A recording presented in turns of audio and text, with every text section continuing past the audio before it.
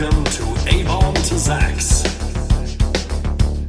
With me, Colin Holt.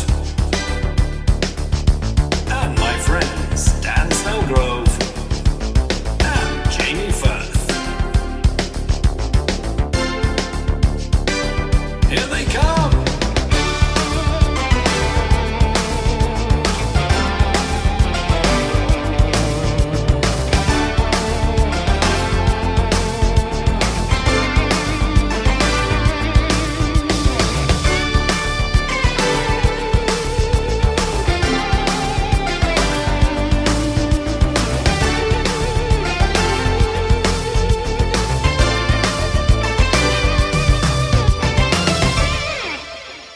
Hello, everyone. Welcome to abombtozzzax. That's the A to Z of Marvel characters, where we're trying to find out who is my favorite. And by my favorite, I mean our favorite, my as a universal human. What is humanity's favorite Marvel character? If all humans came together through three middle-aged men and had to decide what is the ultimate Marvel character. It's important work that we're doing. There's a lot of problems going on in the planet right now, and this is important work. We're going through every single character from A to Z, from abombtozzzax, on the Marvel Unlimited app, which we don't work for Marvel, but if you like it, I very much suggest you get it. It's wonderful. It really is. If you want to lose half your life reading things written sometimes decades ago for children. So, but it's a lot of fun. We've got all the way to absorbing mail already. It's me, Colin Holt, my friends Dan and Jamie. We're going to jump in. This time, it is time to meet. It's time to gaze into the abyss. Oh, the abyss. The abyss. Just Abyss, actually. I think he does get called the Abyss at one point, but he is Abyss. He's a villain, again, still no real heroes yet, I don't think. A-Bomb was sort of a hero. So what do we think of Abyss? I've got my friends Dan Snellgrove, Jamie Firth. I'll tell you first the comics we read, and then I'll let you speak. We're trying to not speak over each other, which is my main problem. So the comics we read were Amazing X-Men, number 2. I'll write it in the write-up either way. We read Uncanny X-Men number 200 and 402. 402. My God. 402. Imagine creating 402 of anything. And we read Dark X-Men number 4, which is a very recent one and is very, very good. Spoilers. So, The Abyss was also originally created in X-Men Alpha, which tells the company-wide crossover tale of the Age of Apocalypse, which is an exciting, wonderful, very good, I think, sort of multiverse, alternate universe storyline. And for the extra bonus, which is going to appear on Patreon, we are going to talk briefly about that. So sign up for Patreon, which I still haven't set up, but I will put it somewhere when you look in the notes. Wonderful. Okay, let's just jump in. We've got some new rules, but I'll talk about them at the end because I'm boring myself here. Right. So just a little taste of Abyss. We first meet the original Abyss. So there are 2 Abysses. I don't want to give away too much. We meet the first Abyss in X-Men Alpha, which is the Age of Apocalypse story that I talked about. Dan, Jamie, who wants to go first? Who wants to go first? I think Jamie first. Jamie, what was your take on the Abyss? And did you gaze into him for too long? I gazed into him for a long time indeed. I found, just to remind the people at home, I'm fairly new to these comics. So I'm kind of experiencing a lot of this for the first time outside of kind of the more mainstream stuff. And I found this absolutely baffling. Like hundreds of characters that I had no idea about, places, alternate realities. And do you find that exciting or just annoying? in a fashion. I mean, initially annoying, but I do feel like, oh, now I kind of need to go and find out about that one and that one.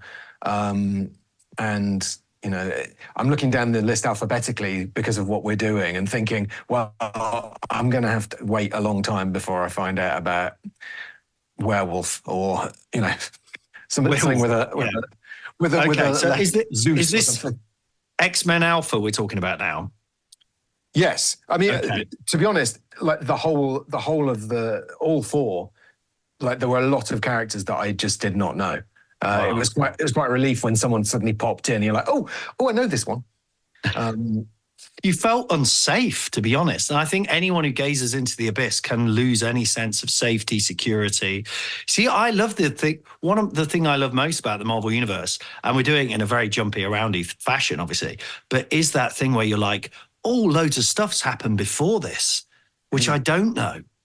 This whole history, as I think I've talked about before, the Dark Phoenix saga was my first proper one that I really loved.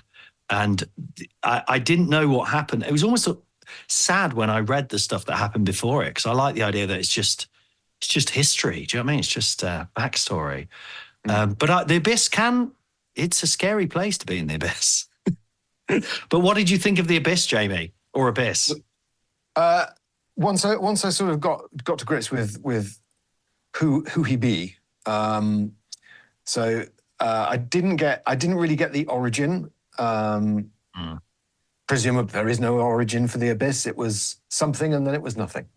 Yeah, he's a mutant, so you know about mutants. So yes. Mutants are just born like it. Okay, yes. Good. And he has coils for arms. So he's got these kind of big coily arms, and that goes with the... He was originally called Coil Arm Guy. It goes along with the word fripp, which appears everywhere around the... Whenever he's in the place, you hear this fripp, fripp, fripp, fripp, fripp. It's constantly on in the panels. I imagine that's the coily arms that are making that noise. It would be really annoying, wouldn't it? Just as he's walking around, he's just going...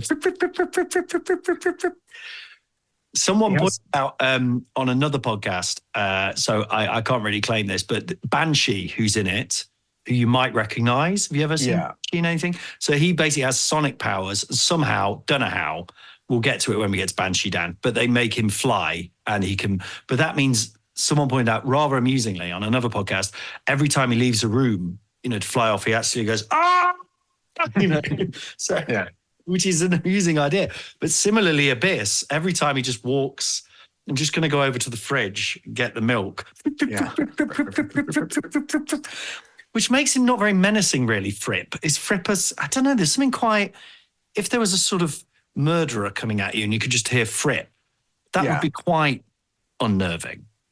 He does have trouble sneaking up on people, I imagine.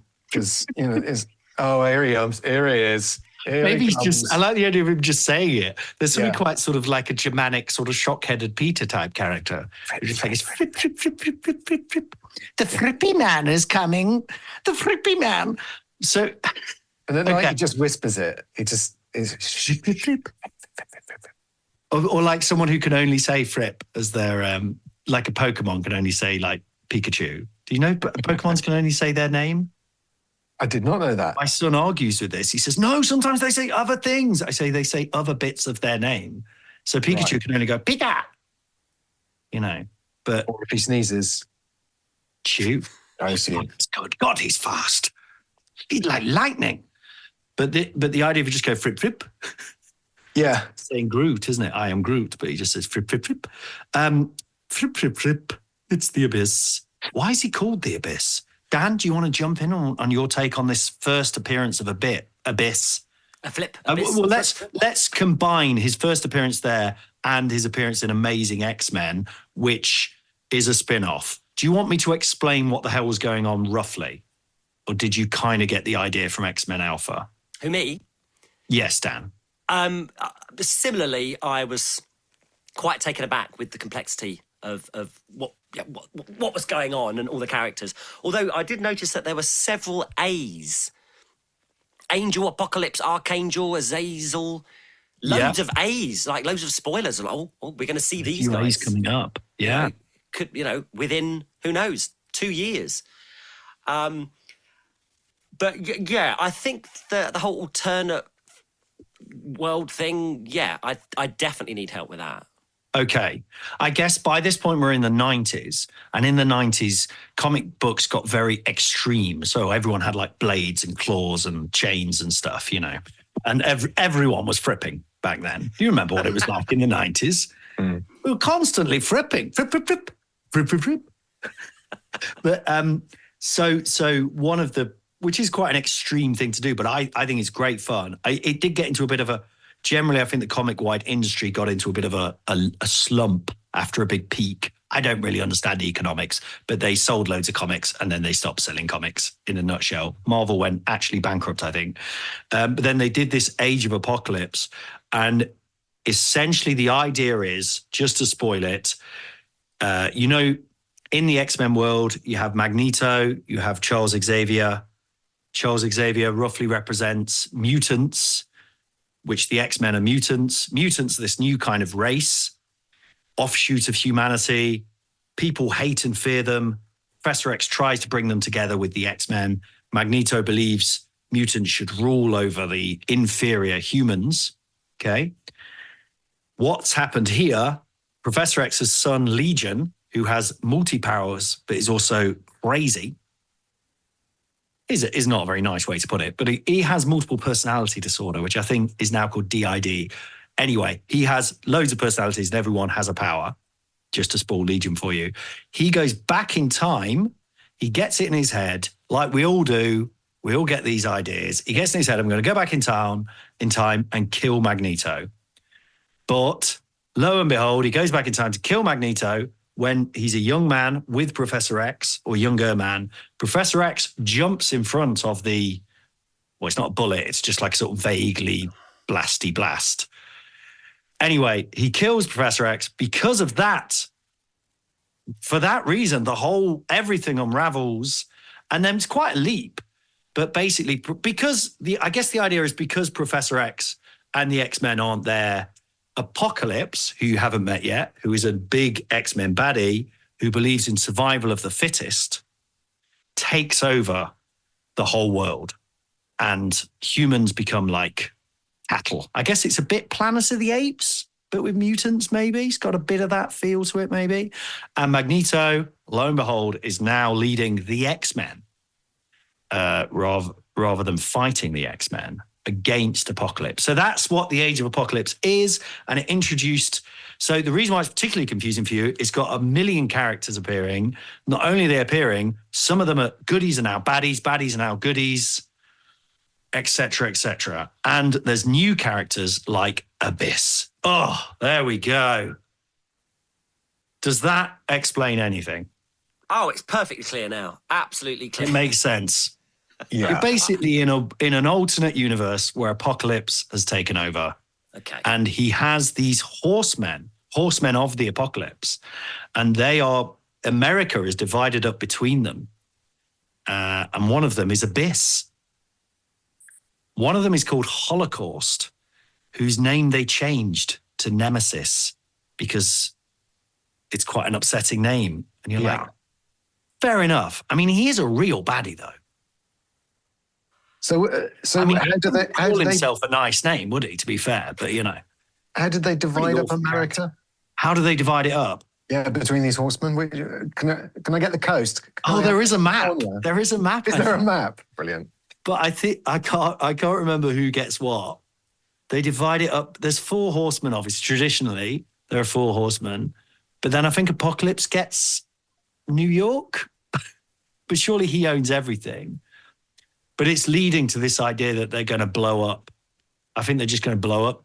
They're going to destroy Europe, whatever. But anyway, they're literally doing culls of humans. They're wiping them out. It's pretty hideous, that first issue, isn't it? We'll talk about more on that in the extra issues. However, the extra issues, extra bit.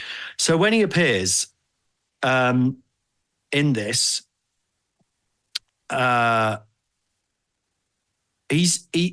so his look in this, he looks a bit like a sexy skeleton, I've written. And they all look a bit like Transformers. Did you think that? Apocalypse looks a bit like a big Transformer. But he's quite annoying. I'm just gonna say it. I think Abyss is very annoying. If he was in the room, you'd be like, please shut up. I hate to say this as a neurodiverse person, but he's very much like an ADHD person there's different kinds of ADHD people. I'm the good kind. And then there are kinds like Abyss who go fripp, fripp, fripp, fripp, fripp, fripp, fripp, fripp, fripp. He's constantly making jokes. He says, Apocalypse appears and he goes, hi, honey, I'm home. Oh, shut up. Shut up, Abyss. I can't remember which comic it was, but I think it's his first appearance in the comic where he comes in and says that they're all like human cattle. And then he says, moo, moo. I mean, that's quite sinister. Yeah. I don't mind that. I mean, I mind it, obviously. I don't want anyone to be turned into cattle. But, yeah. So that's his first appearance. He's just kind of stood around, I think. So we're going to explain the new rules later, because one of the problems I've realized is that characters like Abyss are barely in the whole Marvel universe. There's very little to say about them. But essentially, he just looks a bit goth. Did you like his look? Oh, Dan, anyone? Well, yeah. So, in, please. We're now being too polite, I think. Yeah. Well, as you say, there were two Abysses. So, like, the first one, for me, like those coils, they for me, it looked like unraveling cassette tape. It did a bit, yeah. All over the place, and Which I thought made a sort of fripp noise. I guess it does. It's an accurate noise. Like if you were rewinding back in the day, it would. Yeah. Oh, that's the fripping. There you go. I've solved that one, and I just assume one of the Written by radioactive Betamax type thing. It's that kind of scenario, isn't it? There we are. I guess his weakness was a pencil. You could just like wind him back up again, but that never appeared in the comic, surprisingly.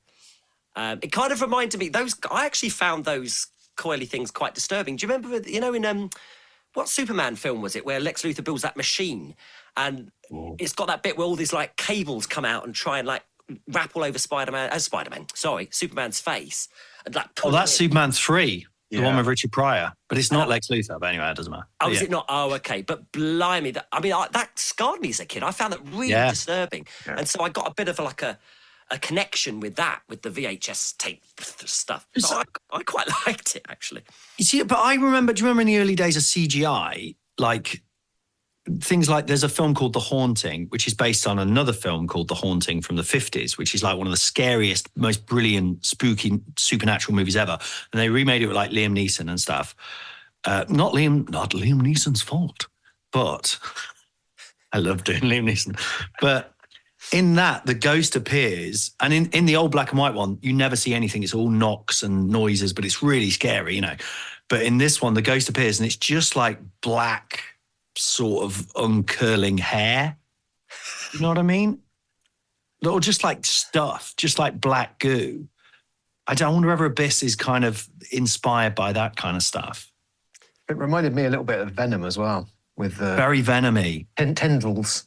What was his power? Does anyone know? He just sort of... So let's go to Amazing X-Men, where we first see him, and the Amazing X-Men, as they're called, which are Magneto's X-Men. There's Banshee, Storm, Quicksilver. So in this universe, Quicksilver and Storm are a couple, which I guess to you means nothing. But at the time, you're like, oh my God, what an insane couple. How could that possibly happen? 90s Colin, when he was like 14, his mind was blown. But yeah, so they're trying to get a load of refugees away, I think, are they? Or something like away from America. And the Abyss gets a little boy, doesn't he? It's quite a hideous. Sorry, yeah, that's the first thing, isn't it? He attacks a small child. A small child. Like, blimey, that's a bit much, isn't it? He's very AC/DC, I've got. Do you know what I mean? It feels like he could be on an AC/DC cover. Yeah, and he sort of takes this child into himself because he is just like a nothing, isn't he? He's the Abyss, I guess. There we go. He is an Abyss. But he just sort of sucks the child in, and then and then he's gonna kill him, and he says to Banshee, "You have to bring me Quicksilver, otherwise I'm gonna kill him." And not a lot more happens, I don't think. I think it says, does he say something about hope? And he says, that's what I feed on. So there's the implication that he can somehow feed on... He feeds on hope. On hope, which, I mean, I quite liked that idea. I mean, it questions, like, is there a thing called hope that can be fed on? I mean, like, absorbing man can, like, absorb the energy of stuff, but is hope a tangible thing that can be drunk in? I guess that's a science question to you, Dan. I mean, is it, how could you turn, what is hope? Is it a concept? Is it a belief into food? I suppose a slight tangent. I'm playing a computer game, and one bit, you go somewhere and it says, this area contains 7 of the 9 triggers of human terror. And you're like, oh, wow. What are these triggers? What, is that like a warning, as in like a trigger warning to you? So, as in saying... Like, you've got like a computer intelligence thing that sort of says, by the way, this area contains 7 of the 9 triggers of human terror. That sounds very exciting. It's very cool. Is one of them fripping? It doesn't... Almost certainly. Yeah, it doesn't reveal Rats, spiders and fripping. Spiders, yeah. What? Hell yeah. 7 triggers of terror. And are they saying that to you in a kind of like, as a, you know, not to sound like Lee Anderson, our favourite MP, but in a kind of, PC brigade bloody warning you about it? Or is it meant to just be exciting, as in brilliant? It's just a cold, dispassionate computer voice.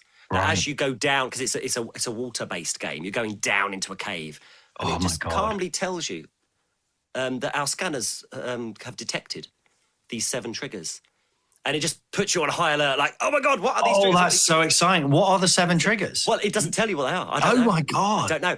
So there are 7 things in here which might cause you absolute terror. Yes. A doll, a fripping doll, Yeah. 7 of the 9 as well. So I'm more interested in what the 2 ones that we haven't got any of that here. We haven't got that. Well, surely drowning is one if you're in an underwater cave. Sharks. But I think it's like stuff like dim light. Oh, okay. It's things that will more often than not trigger everybody. Is this a virtual reality game? It's not a virtual reality game, no. Okay. But I think you can do it in VR. But I know we're going off point a bit, but from a scientific perspective, there might be triggers that we all have, evolutionary speaking, that put us on this high alert state. So like darkness or like dim light, you need to be more alert because you don't know what's going on. So you're heightened. So I wonder if hope also exists as this state or something. Maybe there's some kind of... That's what he's feeding off. Quite possibly, I mean, it's very pseudo. Because in terms of terror, he is the sort of, he's nothingness, isn't he? And he's the idea of oblivion. There's no hope. There's nothing to hold on to, nothing around. It is just endless night if you fall into him. It's not even night. It's just darkness. Now, as a Nietzsche fan, or I read that at university. Like, can I say the quote? Can I say it? Yes, please do. We've hinted at it, yeah. Boffin's Corner. He who fights with monsters might take care lest he thereby become a monster. And if you gaze for long into an abyss, the abyss gazes also into you. Wow. There you go. It's great. I mean, the Nietzsche stuff has always featured, especially with Apocalypse, because he's very survival of the fittest. I know that's Darwin, but I don't know. But Nietzsche was kind of inspired the Nazis and all that. They're definitely leaning on all this stuff, which I guess is where they've got the idea of creating the Abyss as a villain. And so one's called Abyss, one's called Holocaust. It kind of makes sense. It's all Nazi stuff, and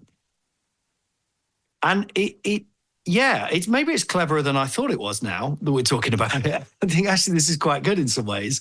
So as a character, he represents that if there is this, funnily enough, I was talking about this with someone I was just working with just now. We were talking about political stuff. We're talking about how we've got to that point where people it's like they're trying to grind us down, stopping protests, having these kind of showman type Trump figures and just taking away, don't think about stuff. Don't worry, we've got it.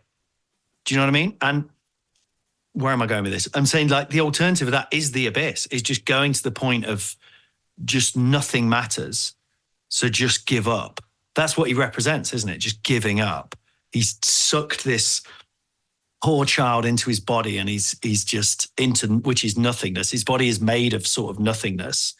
So what is that? Is that another place he goes to? Or maybe it's just the lack of, his mutant power is a Nietzschean lack of hope. That's his mutant power. Which I love that as a concept. I mean, how it's then how it's then done is another question, I suppose. But yeah, when I first encountered that, I thought, oh yeah, I like this. And his name's Niels, isn't it? Niels Stiger. Niels Steiger. I don't think we find that out in the alternate universe. I think that's so. When I said there's two abysses, what I mean is eventually the Age of Apocalypse came to an end, and so everything went back to normal. So, you know, in the Age of Apocalypse, for example, Cyclops is a baddie, and then he went back to being a goodie in very basic terms. But you had all these extra characters that had been created, so they then tried to bring them into the normal universe, which is called the 616 universe, by the way, which was actually created by Alan Moore. You've probably heard of Alan Moore, who wrote Watchmen and so on. So he did a series of Captain Britain stories, which was I think his only Marvel work.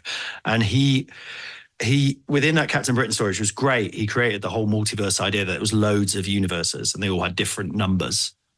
And he called it 616. And I think the reason it's 616 is because basically they wanted to call it 666, but they couldn't. But, you know, they had to be a little bit. And that's basically just because he thinks Marvel is the devil. In the way he thinks all corporate, you know, he thinks Marvel and DC are just the devil. They're just evil because they're, you know, grind creators, don't give them any proper rights or power or pay and so on. So there you go. So that's apparently why it's called 616. You think of all those poor people who misdial, you know, looking for the beast. Is that the beast? No, you got the wrong number, mate. Sorry. It's the Marvel Universe. Fripp, fripp, fripp. When he answers the phone, fripp, fripp, fripp. Fripp, fripp, fripp. But yeah, they made him quite Joker-like, didn't they? Which is, would you find him more interesting if he was more of a, if his character reflected that Nietzschean kind of lack of hope? And Nietzsche, by the way, isn't about lack of hope necessarily, is he? He's been interpreted that way. Yeah, I would argue he's the other. He's like finding value in the nothingness, and the power of that, overcoming the nothingness.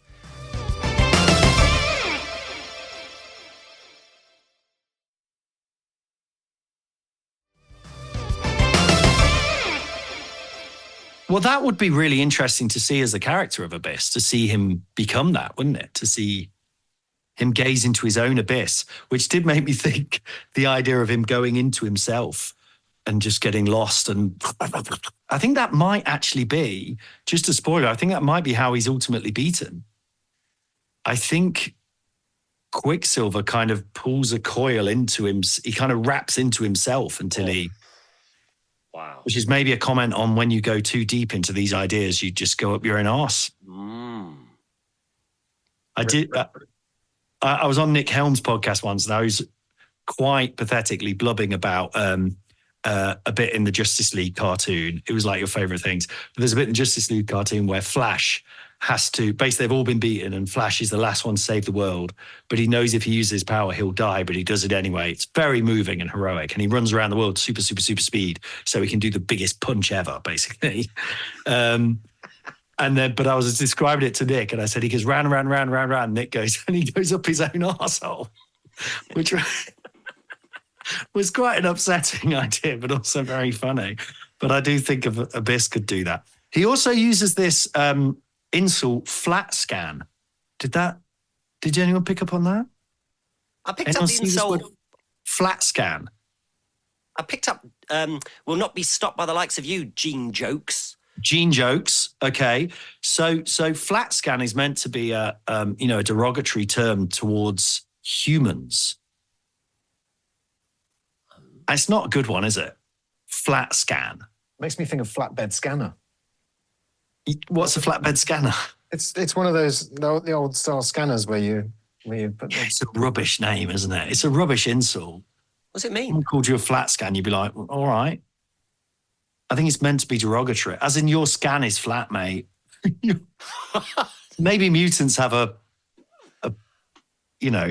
pointy scan. It's not Right. flat. It's a varied scan. I see. Anyway, there you go. I put he was annoyingly Joker-like, as in an attempt to make him a bit like, eh. There's one point where he starts singing Crazy in Love, but I don't think that was Crazy in Love, the Beyonce song, because I don't think that had come out at this point. I couldn't work out what song it was. A little point, I do generally hate it when they sing in comics. It's really annoying because it's very hard to work out. I mean, if it's a song you already know, then you don't need it. Anyway, then it's just like, why are they singing this song I already know? And if it's a song you don't know, whatever, it's like, and they put little musical notes next to it, it really irritates me because I don't know how to read it. Do you know what I mean? It's kind of annoying. One exception to that rule is actually Alan Moore again in V for Vendetta. There's a whole chapter which is just an incredible cabaret song that he's written that sort of covers the whole. It's like halfway through the story and it's like what's happened so far. And he's written this amazing ditty. And it's so good you can hear the tune even if you don't read music. It's incredible. Like you can just feel do you know what I mean? Like the way that rhymes and stuff. Jamie just popped out for a second. Just saying, I generally hate it when they sing in comics. It's really annoying.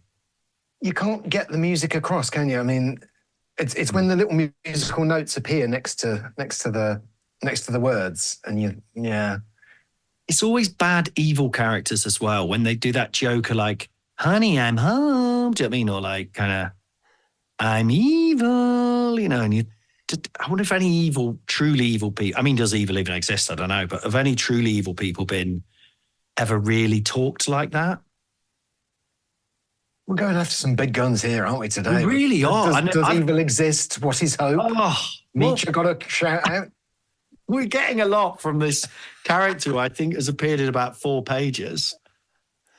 Yeah, powerful stuff. So on that note, I felt like those apocalyptic leaders, what it did make me think of is the current Tory party.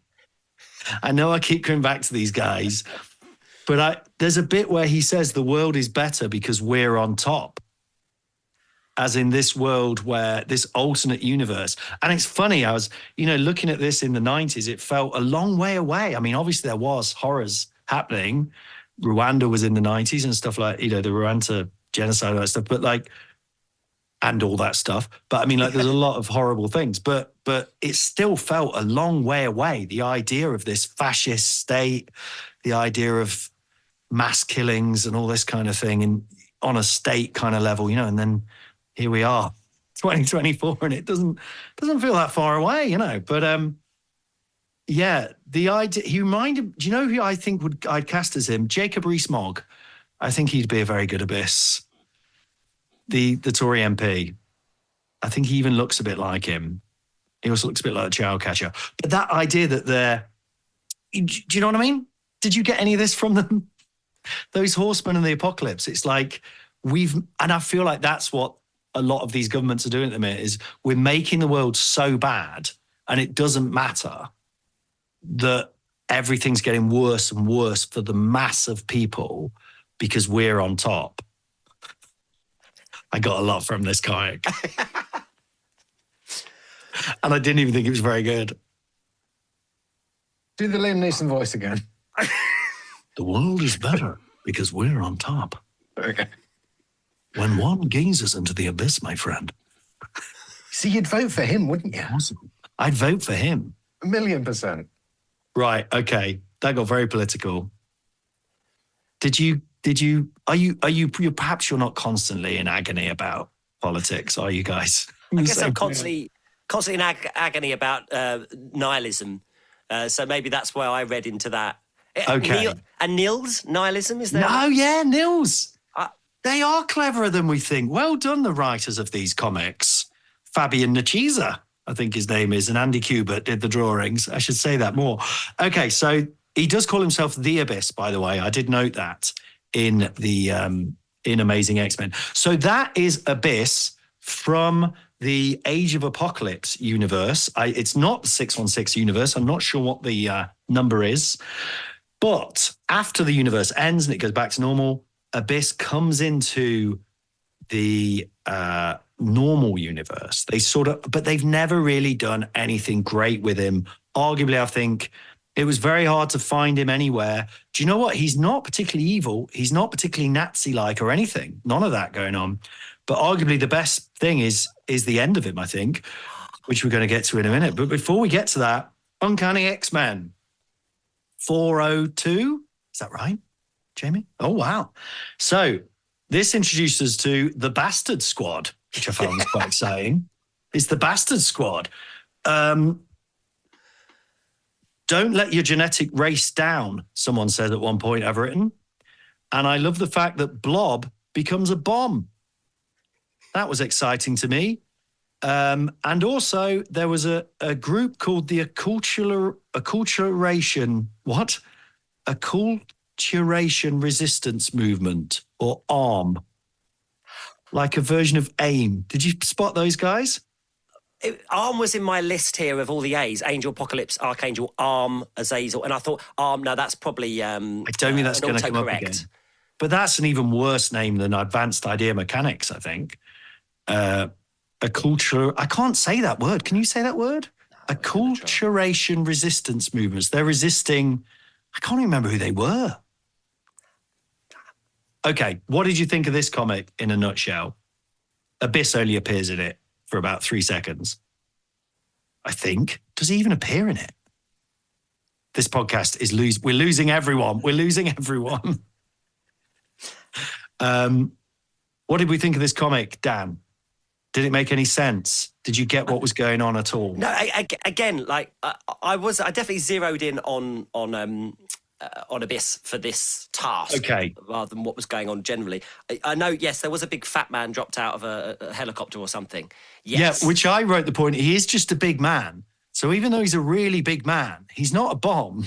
No. So still, all he's going to do is like cause maybe break a couple of windows. I mean, like, he's still just throwing a man at things. Stop throwing men at things. God's sake, that's why I formed ARM. So just to tell you the story in a nutshell, Banshee, who's one of the X-Men, has formed this group called the X-Corps, and they're kind of, I think, they do this a lot in comics. They're trying to go out and stop problems before they happen. They're trying to be proactive. But he's a bit sinister in it. He's a lovely Irish rogue. But Banshee's a favourite character because he's a lovely, top of the morning type character. Genuinely is that bad, but I love him. But in this, he's turned into quite a dark. He's created the Bastard Squad, where he's turned people like the big fat man Blob into a bomb. Is this where there's it's like and they go after Abyss, I think. Is it a police force where they go and if there's mutants fighting, they can like lock them in these funny cube things? Yes. I mean, that sounds pretty good. Like, bring peace, like Yeah, it's got a sinister element. He's got very dark bags under his eyes, which is never good, is it? That suggests evil, if anything does. Yeah. He's been gazing at Abyss all day, that's why. Yeah. So they just kind of capture Abyss in a cube. Did you get any? And he's fighting a sort of flaming man, isn't he? I think. Yeah. Yeah. Jamie, any thoughts on this situation? Did you get anything about Abyss from this? Not much about Abyss. He was caught quite quickly. It was the other dude, the sort of flaming skeleton that was in an alternate cube. There were two cubes. Yeah. Abyss was in one, Flaming Man in the other. Should probably find out who Flaming Man is before we start saying, I don't know what we're talking about. His name is Fever Pitch. Okay.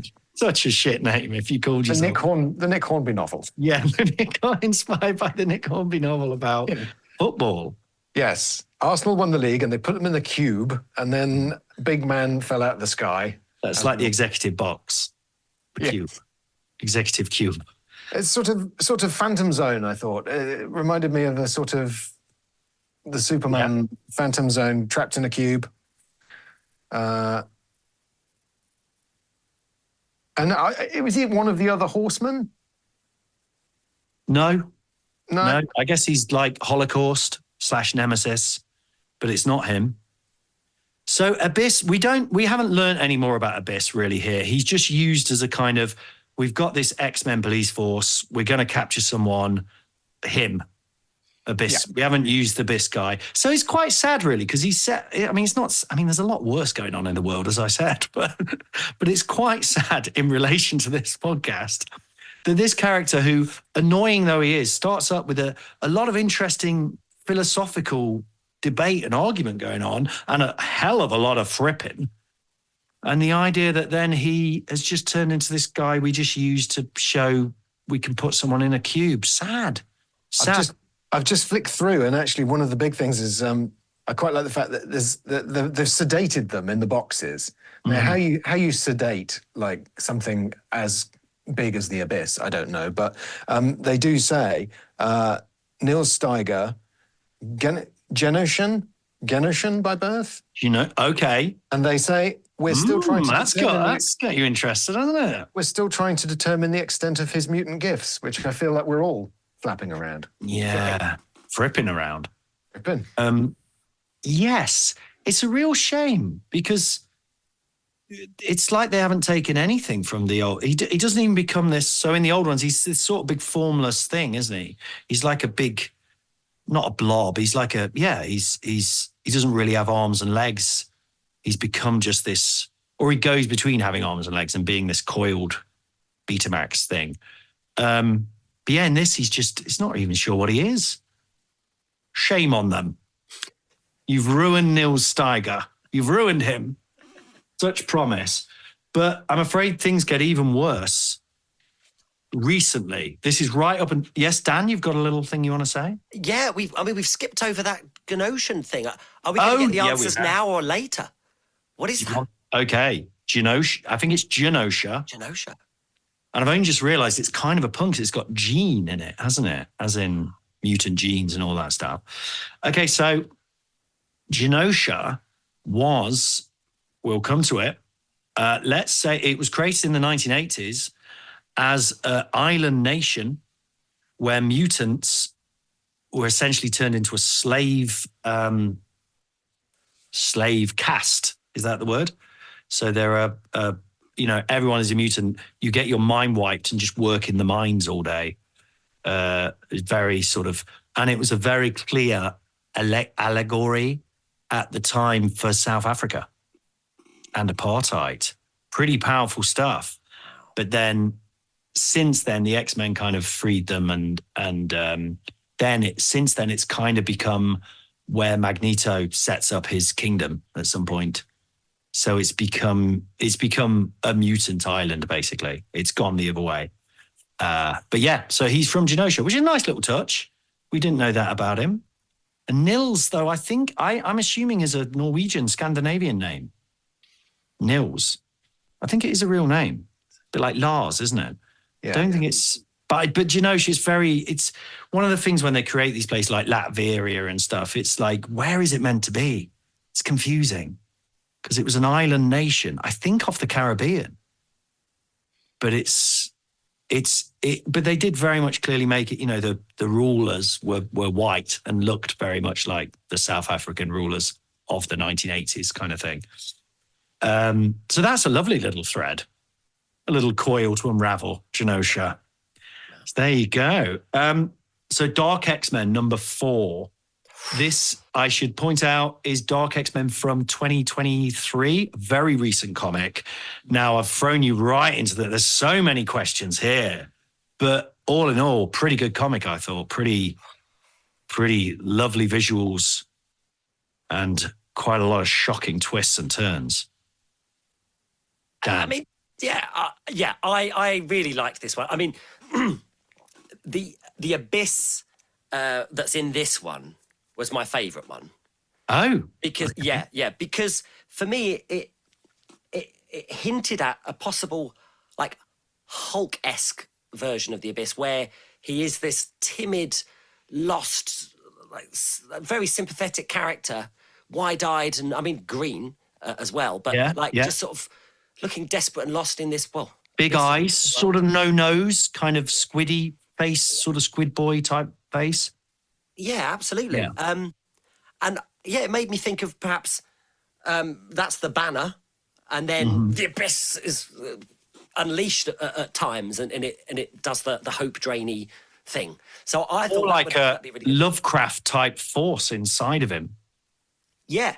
Despair. Yeah. So rather than brute strength, it's the despair bit, which I thought, great. Yeah, let's have a despair Hulk.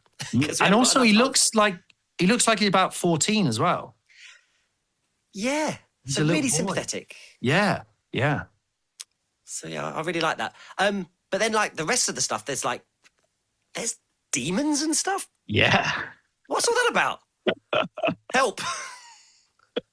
So it is Dark X-Men, and there is, the thing about X-Men is, and there's arguments about whether this is a good or bad thing, but the initial idea of the mutants is quite an interesting sociological and to do with,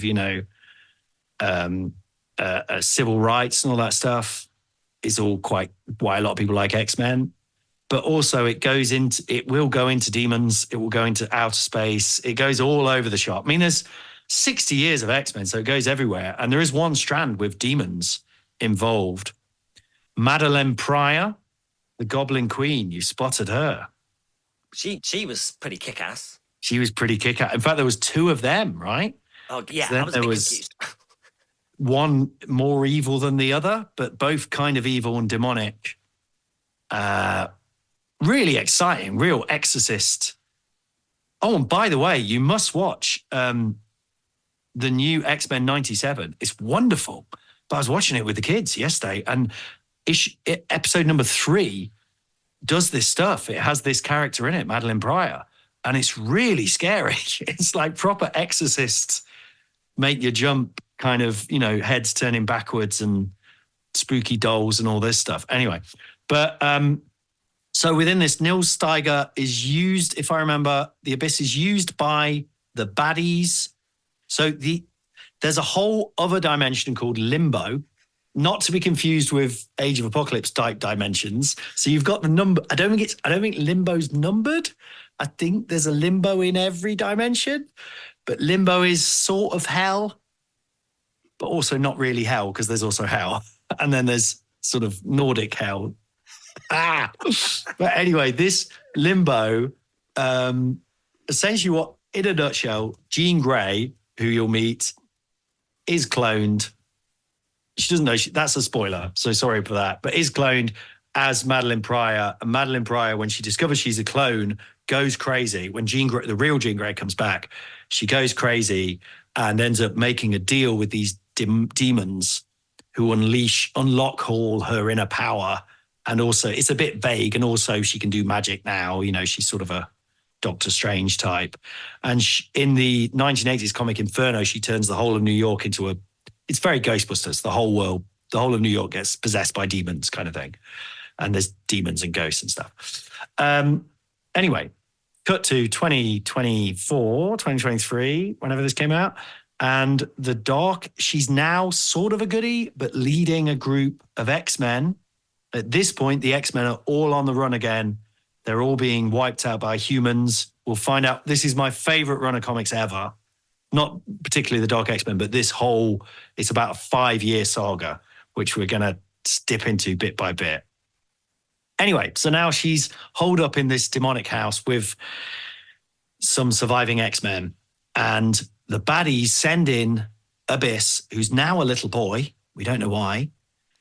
And he captures them in his Abyss, in his Dark Force. And then Azazel, who is a demonic figure. Have you heard of Nightcrawler? Yes. Yes. Nightcrawler. That's his dad. But it's from a much maligned story where they revealed that's his dad and he is basically a devil, but also a mutant. So it's kind of, He's in the film X-Men First Class, if you've seen that one. He pops up in that. Not Jason Statham. Who's the other one? Jason Fleming, is it? Jason Flipping. Jason Fleming. Jason Fripping. Jason Fleming plays him. You wouldn't know. You wouldn't remember particularly, but he does have the red skin and demonic tail and all this stuff. Anyway, Abyss is also his son. So that means Abyss is Nightcrawler's brother. This was news to me. And then just as we're getting excited and, like you say, feeling sympathy and sort of love and sweetness, this boy, Azazel just cracks his neck. Oh, I felt that. I gasped when I read that. It's good. That was good comics. Yeah. That's right. Jamie, did you read that one, Dark X-Men? Fripp. Yes. Fripp. In a word, Fripp. Yeah. There was no fripping, I don't think, when he came out as Abyss in that bit, did he? It was more just it was like a very Cthulhu, or what's his name? Azathoth, isn't it? The sort of god of chaos from Cthulhu stuff. It was very that. I think he got all of his fripping out of his system, like in the earlier comics. In the other universe. Yeah. Oh, you can't fripp in this universe. That's one of the physical rules. That's why all the big no fripping signs everywhere. Yeah. That makes sense. You can try to, if you try fripping in 616, you just can't. It's just not physically possible. And then he's dead.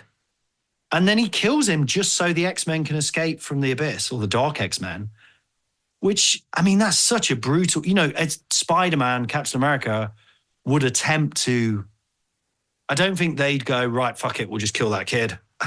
Who's my kid? Yeah, his son. He kills his son. Kills his own son. What a demon. But then I think, doesn't Azazel then immediately get killed as well?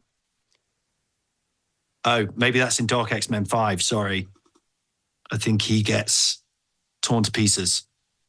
So don't worry, he gets his comeuppance. Oh, good. So there we go. I did not think we'd talk this long about Abyss. I really didn't, but we've been everywhere. The Tories, Nazis, Nietzsche, fripping. We've covered everything. How do we rate this guy? First off, we should say the new rule, which is created partly by Dan. Rule. So at the end of our episode, we completely pointlessly give these characters some ratings. And as we're trying to work out who is the best, who is my favorite, and by my, I mean all of humanity's favorite Marvel character.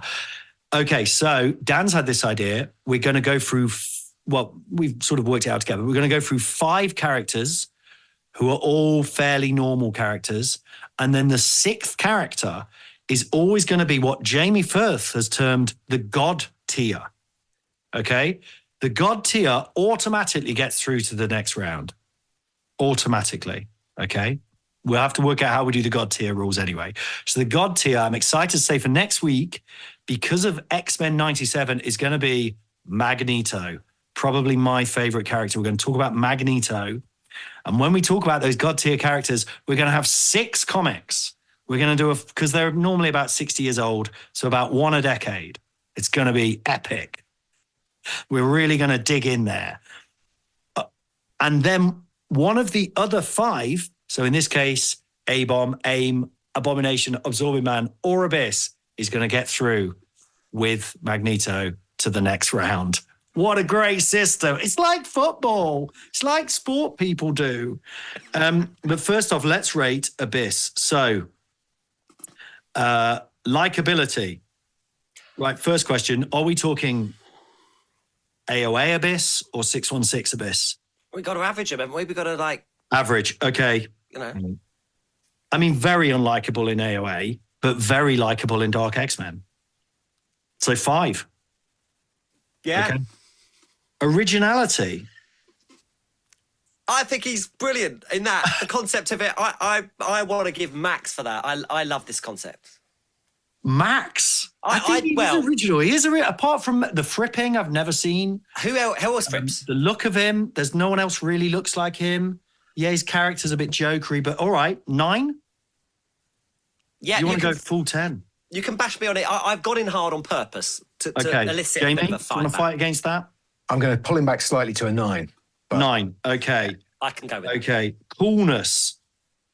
Very AC/DC, but it's also annoying. Yeah. And he says moo moo. I mean, That's That's not cool. he That says vocalizes never it. cool. No. So just for the animal noises alone, I'm deducting. Yeah. Oh, yeah. 4. Okay. And as little boy Abyss, he's not cool. I mean, let's just forget about the Uncanny X-Men one because he's just a man in a cube. I'm just a man in a cube. What were the other categories? Realness. Realness. Or Realness. realisticness. Realisticness? Realisticality. Realism. Realism. I mean, very unreal. Very unreal. I would say very unreal, yeah. Yeah. Yeah, afraid okay. so, yeah. 2. Yeah. 1. But are we talking... I mean, because obviously none of this is real. No. And it's interesting as well, is a high realism score any worse than a low realism score? I suppose where you don't want to be in the middle, where nobody understands how real you are. Is he high for behaviour? I think he's pretty average, isn't he? All right, I'm going to give him 2. And then adorability is one I added for A-Bomb, but I feel like we should take this category out. I'm okay with that. Okay, we're taking that category out now. It was silly. I mean, it's all silly. What was the last one? Got longevity as well. Longevity. Well, he's dead. Killed by his own father, Azazel. Will he come back? I want someone to bring him back now. I want someone to do right by Abyss. I want Dan, you to write it. I think. Oh man, I would a whole love Abyss maxi series, 12 issue, him full on epic. Especially with Nightcrawler, they haven't explored that he's Nightcrawler's brother, and There's that's more great. there. I don't think they have. All right, I'm going to give him, even though I'm going to go 6. Because it's happened before. 7. Characters come back, don't they? Yeah, oh yeah, all the constant, which is a problem. They get to the point where they just come back. There's no point in them dying anymore. Okay, I'm going to go 6. Well, You've really turned me on Abyss. I came into this podcast really not just thinking, whatever. Dan, you've really made me turn it around. Thank you, Dan. Well, I think this is the first one I've got really excited about, actually. Very exciting. Yeah. Okay, so what we're going to do going forwards, we're going to do that 5 and God tier rule. And then what we're also going to do is, I want to come back to what you just said, Dan. Sorry, I just talked over you. But the other thing I'm going to do, in curation, because we really want to get to the end of this before we die. And I want to stop saying that because my kids now listen to this and they keep going, when are you going to die? And it's like, I mean, this episode, they're going to be listening to talking about Nazi and Nietzsche and stuff. I don't think we swore though. So that's good. Every time I listen, when we listened to it in the car, we were listening to the A-Bomb episode and my boy keeps going, swore, daddy swore every time, you know. So what we're going to do is for the characters who are very minor, and by that, I mean they appear in less than 100 issues. From now on, we're going to do 3 in an episode. So they just get 1 comic each that we're going to read, but you are allowed to read, say, issues 1, 2, and 3 of their series. If you want it, that's up to you, but at least the 1. Then for characters who are in the middle, so they're in more than 100 episodes, they're going to get their own episode, but we're just going to do like 3 comics. Then for the God tier, and these are characters who are in over 500, maybe even over 1,000. No, let's say 500. They're going to get a full 6-issue mega look. And we're going to start next time with Magneto, the man himself. In honor of X-Men 97. And also those characters, of course, aren't in order. So we're skipping ahead for those characters. But that's because I know people must be like, I really want to talk about Magneto and stuff. I really want to hear these 3 men talk about Magneto. Wonderful. Anything else? Dan, last thing you were saying, this is the first comic, and would you say Dark X-Men number 4 in particular, first comic that's actually you've enjoyed? Yeah, I mean, putting aside, we mentioned Alan Moore earlier, putting aside Watchmen, which is absolutely incredible. I really, really enjoyed the Dark X-Men bit, and it much like Jamie mentioned earlier on, it gave me a little like itch. Oh, I should perhaps look into this a bit more. Feel free to read the whole. I think it's only 6 issues. I ain't got time, mate. I've got to read the next ones. I know. Jamie, where are you at on your comics Marvel Odyssey? I'm enjoying it very much. I feel like reading 6 Magneto. You know, a lot of AIM fans are going to be very annoyed that they got stiffed out of having a 6-parter. But yeah, there's probably not a 6-parter lot from of AIM. I know. They were very dull looking back. I've got a feeling they might have won. And I think it might be Abyss, actually. I think it might be Abyss. Dan's holding out. Dan's holding out. Okay, well, we'll reveal that in the Magneto episode. But for now, let's just fripp away.